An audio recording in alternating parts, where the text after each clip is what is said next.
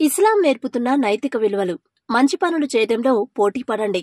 ఇస్లాం కేవలం మంచి పనులు చేయండి అని మాత్రమే చెప్పడం లేదు. మంచి పనులు చేసే విషయంలో మిన్నగా ఉండడానికి ప్రయత్నించమంటుంది.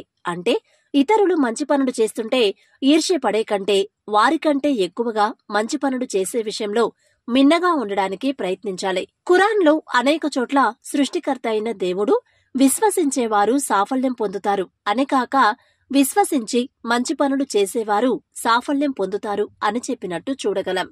అసలు ముస్లిం సమాజంపై ఖురాన్ మోపిన బాధ్యతే మీరు మంచి చెయ్యండి అని ఆజ్ఞాపిస్తారు, చెడు నుండి ఆపుతారు అన్నది.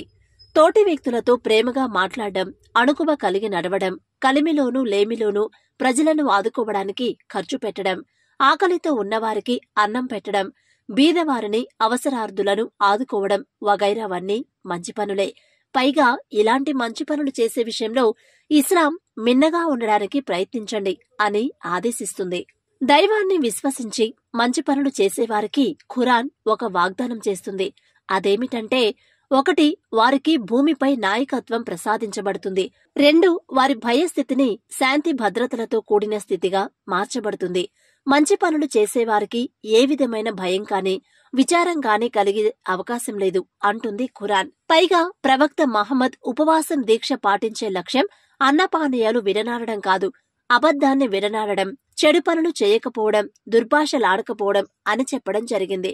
కాబట్టి పైకి ఎంతగా భక్తి శ్రద్ధలతో జీవితం గడుపుతున్నప్పటికీ, ఆరాధనలు ఉపవాసాలు నిష్ఠగా పాటిస్తున్నప్పటికీ మంచి పనులు చేయనప్పుడు వారి ఆరాధనలు ఎందుకు పనికిరావు. కాబట్టి చెడు చేయడం మాని మంచి పనులు చేసే విషయంలో ఇతరులతో పోటీ పడాలని ఇస్లాం ఆదేశిస్తుంది.